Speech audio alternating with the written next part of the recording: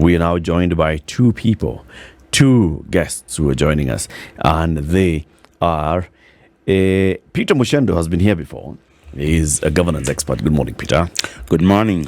Good to have you on the show again. Good to have you too, and I'm really honored to be here this morning. And you have come with Mundalo Advice. Mundalo is the National Youth Chair of the Jubilee Party. Good morning, Mundalo. Good morning. Mundalo Advice. Mundalo Advice. All right. Not advice. It's advice. It's advice. Okay. The one, the verb, not the noun. The noun. Or the noun, not the noun, verb. not the verb. Okay. Important to distinguish. Yeah.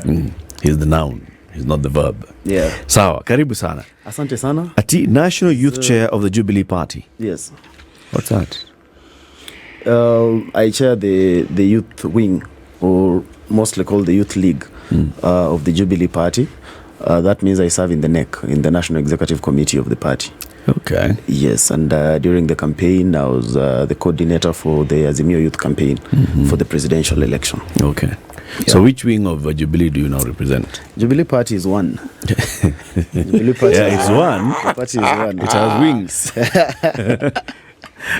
The party is one. Of course, we have a bit of internal wrangle, but that is about to be sorted out. Okay. Yes. So the party is as intact as ever. It is one party. Yes. It's one indivisible party. One political party. Very good. Yes. City. Yes. Please give the gentleman our proverb. Yes, our proverbs for the whole of this week come from the country of Burkina Faso. One can only believe the fish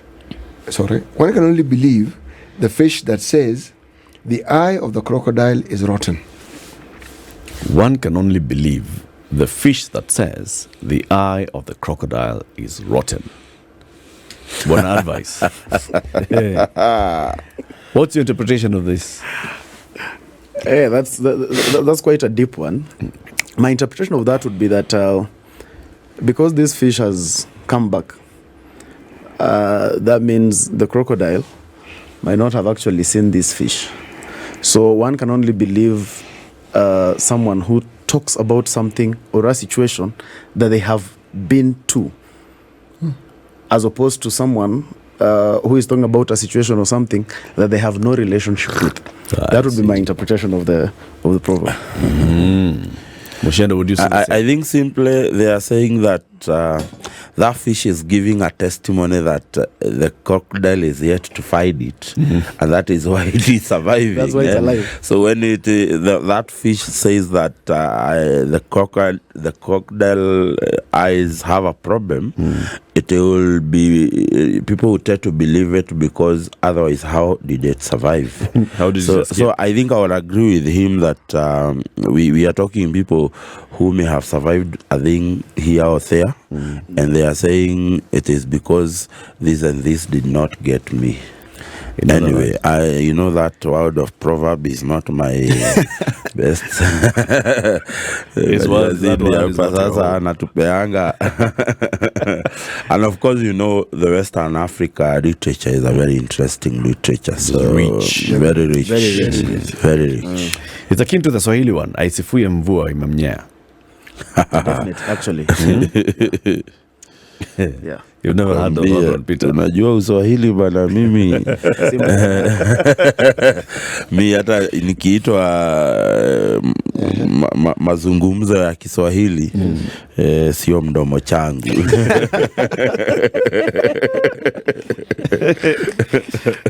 Probably even Swahili could have a little bit messed up my results, because it's not my strongest. You cannot be good in everything. You're not good in the national language. Bora do you have enough to communicate. Yes. All right. The headlines in the papers today, is what has happened over the weekend. And advice. Your party, which is part of the Azimio, is talking about the negotiations, the what's it called, bipartisan dialogue. Yeah. And basically, Azimio is saying this bipartisan dialogue, if it's to happen, it will happen outside of Parliament, and it's insisting on that and saying we shall continue engaging with the people until then. And in the meantime, Azimio leadership is writing to the ICC saying, you need to look There are what's people happening in here who Kenya. are behaving in a certain way. Yeah. What direction is this whole conversation heading? I think, first of all, thank you for having me here. I think it's my first time on what is Kenya's bold conversation. I call it the most mature conversation we have in the Republic. What is happening in the bipartisan talks? I think the first thing we have to agree is that there is a semblance of lack of goodwill in this conversation. The president made a very bold move to call out and give his blueprint that we need to have these talks. And Raila Odinga, in equal measure, accepted to have these talks. But the problem is getting in where you look at the goodwill from now, the supporters of both the president and Raila Odinga, and it gets murky. And so we get to a point where you are not, now everyone is not trusting the other one per se. And this actually started mostly with the Kenya Kwanza faction that started saying these are the things we have to discuss. They started coming up with the issues, yet they were not the ones who had the problem in the first place. So the Kenya Kwanza side of the political divide is the one which, from the onset, expressed total disregard and lack of goodwill for these talks. And that's why we're able to see now Azimio getting to a position where now they have to be able to say we have to continue consulting the people, we have to do these things in tandem. So we have gotten here because of lack of goodwill, especially from the Kenya Kwanza side of these talks. We've seen what they have said. We saw the press conference from the majority leader in both houses and you could not see people who are eager to actually solve the problem. We have people who are eager to escalate the problem, and that's where the problem is. We Kenya Kwanza is represented here, so we will hear what Kenya Kwanza has to say.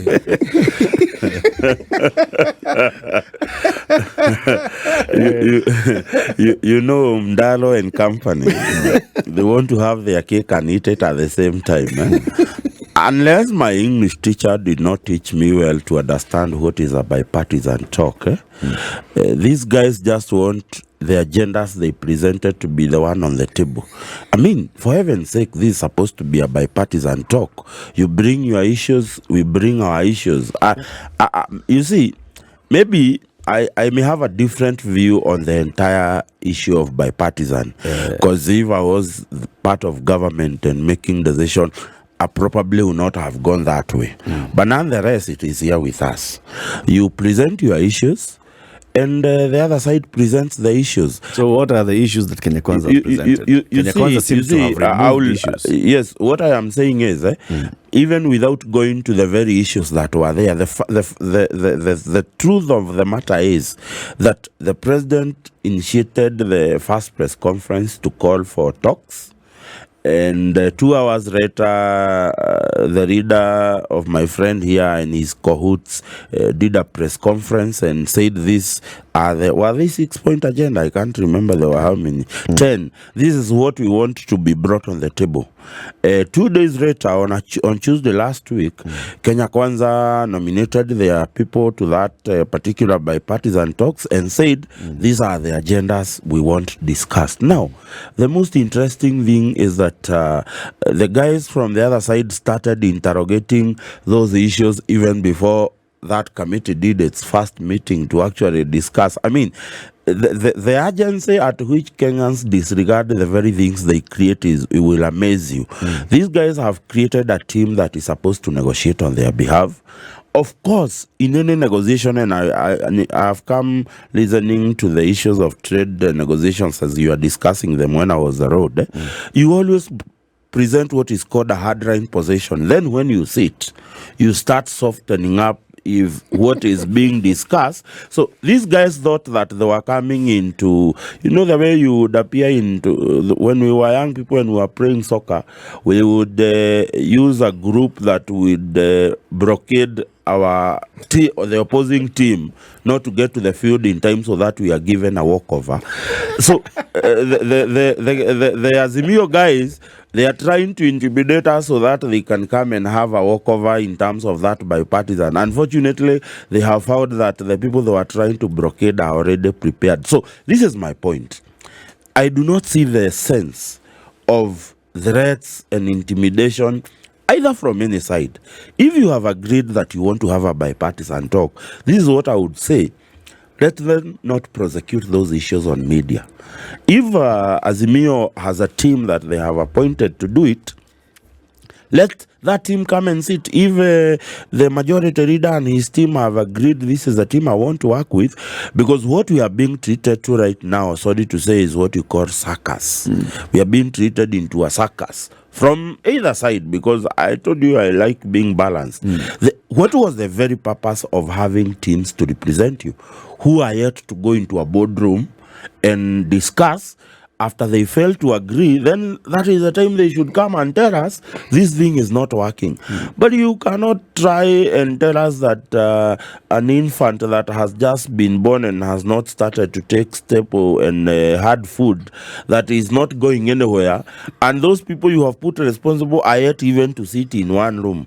Today, we have a bill in Parliament that has been brought to actually anchor the talks in the legal formation of that particular committee. That is yet to take off. But we are being treated to circus. My friend here is returning to go to the streets again. I know Mdaro here must be on that Jubilee wing B, the one that puts sufurias on the head. So they are telling us they want to go back to the street with sufurias. That cannot be wing. That is the main one. You see. But I would say, like the president has said, because I come from Mount Kenya, where we produce a lot of potatoes and what have you. Putting sufurias in this city cannot be converted. Jesus only converted 5 loaves and 2 fishes into bread over 2,000 years ago. So putting sufurias in your head in this city cannot bring down the cost of living and the cost of food. What brings the cost of food down? It is Jeremiah Kioni stopping to put sufurias on his head and go back to Daragwa and cultivate potatoes. It is Mudaro to stop putting sufurias on his head and go back to his home and bring us a lot of fish. It is Muchendu to go back to Deya and plant a lot of maize. There is abundance of rain. Government has given subsidized fertilizer. Now that you've brought the fertilizer. So I mean, like, what do I live bana? Muchendu. Yes. You know, when you speak here, you usually speak for, the common man. Yes. You bring in issues and say, government is doing all those things. Yes. But hapako ground. Yes. In Deya, yes, are farmers receiving subsidized yes, fertilizer? they are. I am a recipient of that fertilizer. You remember you hosted... Take us through that whole process. Yes, you remember you hosted the general manager of Rimuru Dairy. Yes. Now, government in the entire of Kiambu County has only one national serious board center in Thika. Yep. So they do not really have a system where they are able to distribute fertilizers on their own. So in Kiambu, we came up with a plan. Why don't we use our dailies? Because we have dailies all over the entire Kiambu County. Every constituency has at least a daily or 2. So, for instance, in our case in Limuru, the fertilizer is stored at the stores of Limuru Dairy Farmers and Cooperative Society. You register, you register your name, you give your details, you give your intention on where you want to farm, because the idea is that if fertilizer is being distributed in Limuru, it is being used to farm within Limuru. So you register your plot number where you want to farm. Within 4 or 5 days, you are now in the database and you receive a text telling you to go and get a subsidized fertilizer. In this case, I am using NPK. It is going for 3,000 shillings per bag of 10 kg bag. How many are you entitled to receive? No, you can receive as many as possible. The reason last time I picked 15, I had picked 10 before. So you see, the rationale which is used in Limuru might be different from what is being used in the Rift Valley, because Rift Valley people are doing what you call large-scale farming of maize. In Limuru, we are not that blessed to have a lot of land. So the rationale that is being used in Limuru might not be the same. May be different. In Rift Valley, but in Limuru... For accountability purposes, yes. How is accountability happening? As I understand, we hosted the PS for... crop development. Yes. And he was telling us about those 11 counties in the North Rift. Yes. He said registration was being done by chiefs. So a chief would go to a farmer, Yes. register the farmer, Yes. register the size of acreage of Yes. the farmer, register Yes. the crop that the farmer is producing. Yes. And then that database is now Yes. taken to the government. Yes. And then the farmer receives now an alert on their phone. Yes. Farmer so and so, Peter Muchendu, Yes. come to NCPB Thika or come to Limuru Kwabera Dairy Cooperative Yes. and pick your Yes. fertilizer. Yes. You're saying it's the other way around. In this particular case in Kiambu, Yes. Peter Muchendu is going there and saying, me, I have 20 acres. And that's it. No, you see what happens. How do we verify That's what I that wanted Peter to tell you. Muchendu is The reason why chiefs are not necessarily being used in Kiambu County. Chiefs have been used in places where there is a lot of large tracts of land. In there, when you come and you say, I want to plant plot, say plot Deya the Geo plot number 1201, the Kenya National Serious Board have what you call a survey map. Okay. And the survey map will show what you call a mutation, shows the size of that particular land you have said. If, say for instance, that land, when they look at the what you call the mutation and see the land is, say, like 0.8 hectares, that is 2 acres. They are able to quickly determine 2 acres, if you are cultivating the entire, in the belief that you are cultivating the entire 2 acres, they have their parameters of deciding how much do you need to cultivate for 2 acres. So that is why they insist that you must put up your plot number, because they have a survey map and they have a mutation to know the size of that plot. And so when you're being given fertilizer, you cannot be given fertilizer that is beyond the area that you have put. Number 2, they will also have what you call extension officers visit the ground. You don't just receive fertilizer because you have said you want it.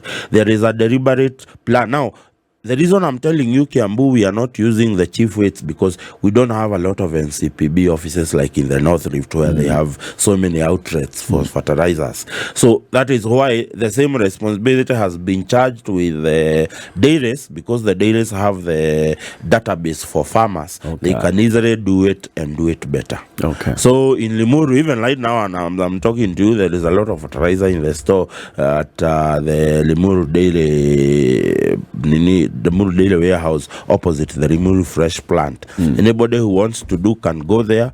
You first register. You don't go walk in and walk out with the fertilizer. You register. They verify the details. Like in a week's or 2, they will text you and tell you, come get your fertilizer. So there's no possibility of fraud. No.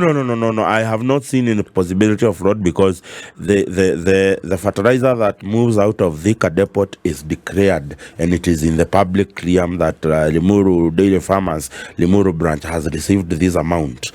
When you receive the fertilizer, that is a record. It's a public record. Peter Muchendu of ID this and this, who is going to cultivate this plot number, has received this and this. That is detailed information that is in the public realm. Even today, you want to go to NCPB and get that information, you will get that. They may not give you the actual details like ID numbers, but they will show you the names and all those people who have received the fertilizer.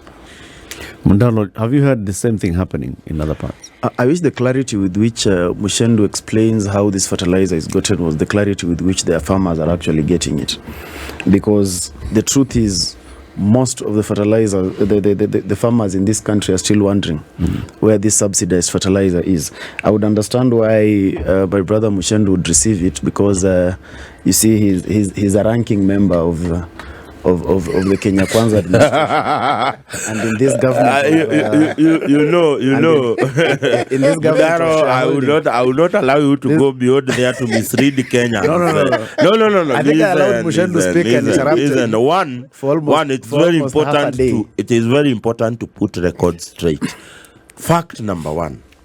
I do not hold any position in any of the coalition. Hold your horses. I didn't say hold your horses. Yeah, I do not hold any position in the ruling coalition, be either on the individual parties or the collective Kenya Kwanza coalition.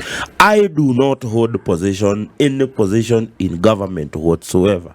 I am just one person who passionately voted for this government and who believes that this government, despite the challenges, can still actually deliver. So when you are talking to Kenyans, you are talking to a Kenyan who has an individual opinion on how government operates. I am not whatsoever an official unlike of government. him, you're not a party official. Yeah, I'm not a party official. You see, for him, he is part of the National Executive Council. He's a high ranking. Can I now go? The former Continue. Jubilee. Continue, now Mundalo. proceed? Yes, sir, by all means. Yes, Muchendu is not an official of the Kenya Kwanza leadership in truth, but I said he's a ranking member, and that remains as it is. So, by his position of being a ranking member and in a government of shareholding, his shares are slightly higher. Muchendu's shares are slightly higher than the rest of the people. So that's why maybe actually in the first instance when you asked him how many, I think on a very serious note, I asked a question. Can you just respond to the question? Exactly. Fertilizer. Yes. The fertilizer has not gotten to many people. Most of the farmers in this country have not actually accessed that. How do you know this? Because these farmers are speaking. These farmers are talking to us. These farmers are the ones who are joining even the streets and during the people consultative forums. So yes, I agree that yes, there has been disbursement of that subsidized fertilizer, but the extent of reach is not as is being explained by government. Can I ask this question? It has been very low. But you're saying this, I want us to take a break. It's Let's half take a past. break. It's 8:30. Time for that break. Peter Muchendu, a ranking member. I think I might find myself suing my brother here for a ranking member of what. But anyway. But Muchendu actually explained something very well, that within the county he comes from, they have very well organized dairies. Every constituency, sub-county has them. Now, which means they have organized SACCOs.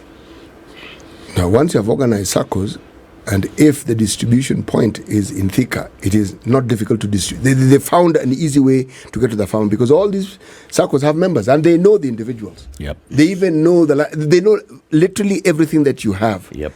Now that cannot be said of other parts of the country where the fertilizer is being distributed. So the effort, the purpose may be there. The fertilizer may actually land where it's supposed to land, but the problem now is in the distribution network. That may pose a problem because we are farmers. Even here where we work, we have colleagues who are farmers. And I've had conversations with them. And the ones I've had a conversation with have not received. They have one or two relatives who've received the SMS. The others tell me they have waited, they have not received. And they are still waiting. So it isn't that the fertilizer isn't available. It is that the distribution seems to have a problem. This matter of communicating with the farmers and making sure that the farmers, but then it gets the heart of the matter. If the fertilizer doesn't get to the farmer, then the fertilizer is of no use. Well, you have to accept that where we have what we call large-scale farming in the country, there is a lot of challenges in terms of disbursement of that fertilizer.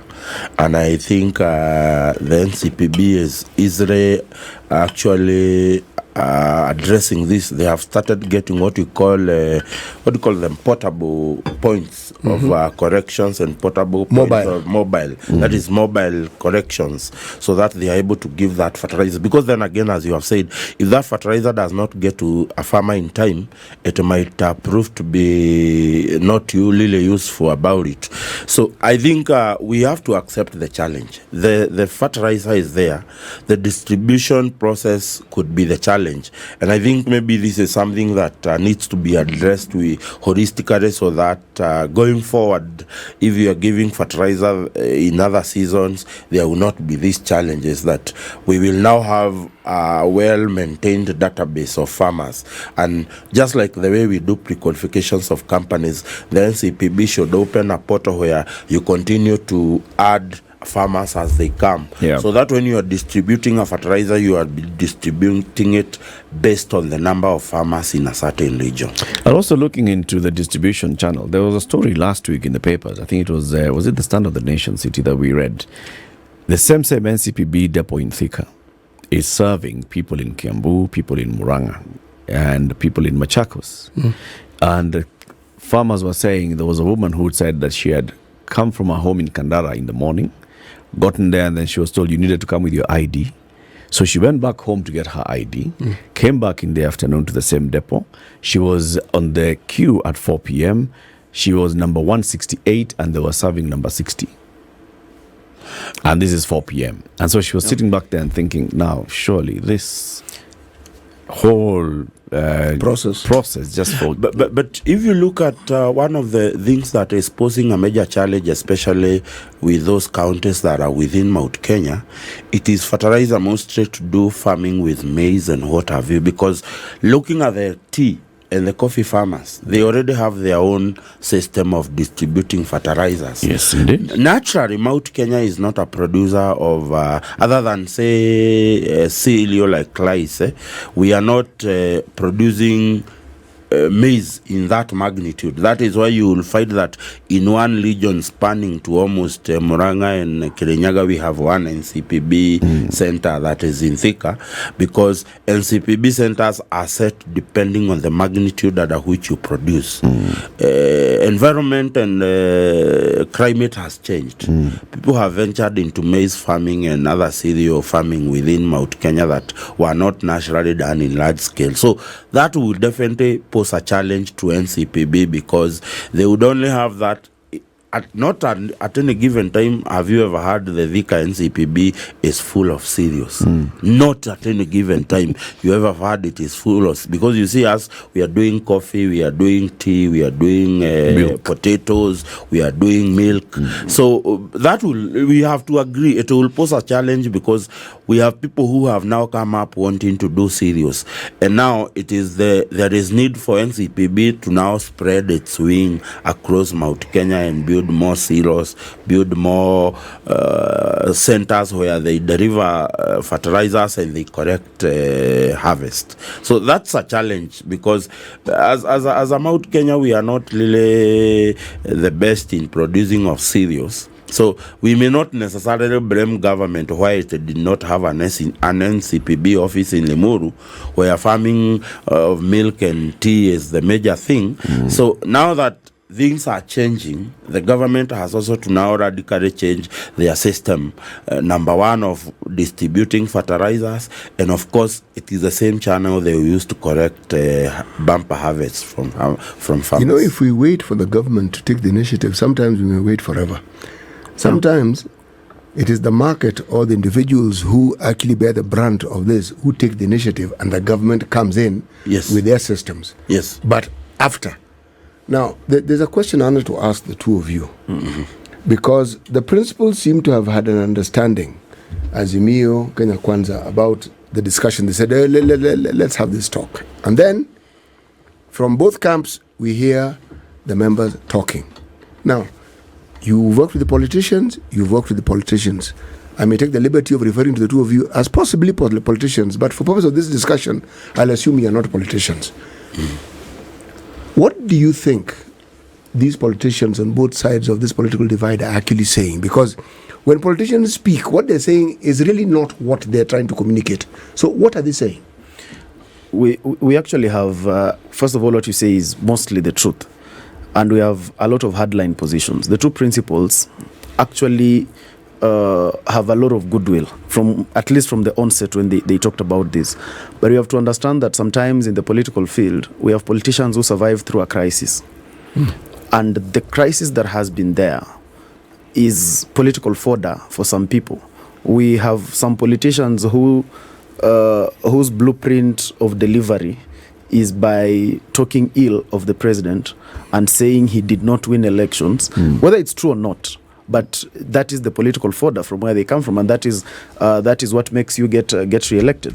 And we have people who are creating their political currency through insulting Raila Odinga, talking ill of Raila Odinga. And so we have this brand of politicians where if these two people are supposed to have a conversation and we are supposed to move forward as a country, somebody is going to suffer politically. And that's why you're able to see that most of our conversations, yes, we form a team. which we are calling the 7 aside, but we want to talk more in funerals, we want to talk more in Thanksgiving services, we want to talk everywhere where we're not supposed to talk, and where we are supposed to talk, we are not actually talking. That is where the big challenge is. And just to answer the question is, we have politicians who survive through a crisis. They do nothing. They do not lay any emphasis on the development. They do not lay any emphasis on the practicability of what they were put there to do.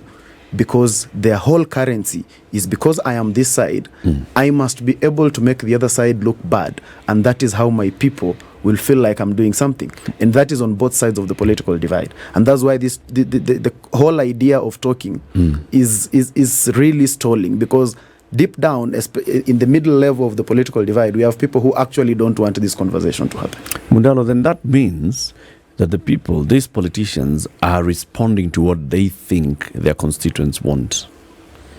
So then the problem is with the constituents. Not entirely, because that their supporters would not support them if they don't hear them going about with that rhetoric. Not entirely, because it is not necessarily that the supporters will not support them when they don't go with that rhetoric. But sometimes it is the selfish interest of the politician, because after this rhetoric is done, he has no other thing to serve the supporter. And because I have nothing else I can be able to serve my supporters, I do not have any track record. I do not have anything else. I'm not interested in anything that takes us to a direction where we can have a semblance of a process where there is calmness, and therefore the supporter will then ask, so what have you done as my member of parliament? So what are you doing? Because you see, if I am in the opposition, it is very simple. If I'm asked by the voter what I have done, I'll say we have done nothing, because the government has not been able to support us to do anything. But when these two people are able to have a sit down, and the country is supposed to move forward, how will I answer my constituents? So yes, we have a problem with the electorate, but we also have a bigger problem with the people holding the political office, because they are also, because the essence why you are a leader is because the reason you are put in front at the head of the pack is you're supposed to lead those people. And so when you take the role and choose to mislead them, we do not entirely blame the population. We blame you, because they entrusted you to lead them. So you cannot then blame them for sometimes their own naivety.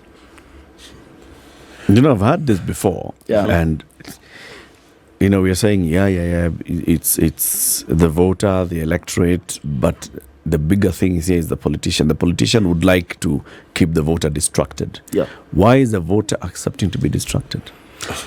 Because you see, we are in a country where, and sometimes those are some of the problems and demerits of democracy, because we are in a country where the bigger percentage is illiterate, but yet we... Which one? This one of ours? Yeah, in this republic, we are in a country. In this country? In this country... The larger population of this country is illiterate. Because when we talk about university education, for instance... that's not what determines illiteracy, Baba. Yes. No, okay. Let me use... Just give me the... What I'm using is education. Yes. And what I'm using is education as a background. Okay. To then judge that illiteracy. What I know level it can have many aspects, but then university education in this country is not to the extent of maybe some of the developed people in the developed world, and therefore we have a voting population where some people, most of our people, would not really even understand what are the real functions of, for example, their member of parliament, their senator. And that's why you see leaders struggling to do what is not necessarily their mandate. You need university education for that. You don't need... you need literacy for that. Okay. You need to you need literacy for that, because And the sensitization bit... Literacy levels in this country are not below 80%. My friend, they're 90. There you go. Let me say this. So if we have a literacy level of 90%, then we cannot say that we have an illiterate population. And that's why I said my basis is more... So that I jump in. Yeah. One of the reasons why Kenyans vote the way they vote, because this country has never cultivated, has never believed in what is called political parties ideologies. It's one of the missing things. There isn't a drive for any political agenda in this country. The drive is only to get power and capture power. I'll give an example. in your entire lifetime, you will never see the Conservative Party of Britain working in a coalition with the Labour Party. Because why?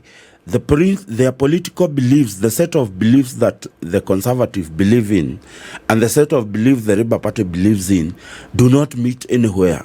Because you will find that the Conservative Party is seen to advance the agenda of internal security, agenda of It's like a private enterprise. Yes, private enterprise. On the other hand, you will find the Labour Party wanting to invest on military and all those. On social matters. And social matters and those things. Go to the US, you will find what do you call them, the Democrats and the Republicans have a very elaborate set of beliefs that drives the political party. Now, today, it is the reason why someone is jumping from KK today, and tomorrow he is a member of Azimio, because there isn't anything that defines it. There is nothing that defines no the difference agenda between of the party. And that is why the Honorable Uhuru Kenyatta would walk into a room with the leader of opposition and come out with a handshake. People who are preaching and almost preach in this country in a matter of hours can work together, because the driving agenda is personal interest. It has nothing to do with development. It is never to do with development or what a certain political party believes. And I also want to involve my brother here. The research has shown that we have a relatively between 1.4 to 1.5 million people with degrees in the Republic. 400 of those are said to be fake degrees. It is, yes, 400,000 are said to be fake degrees. So that means this country has about slightly over 1 million people with legitimate degrees.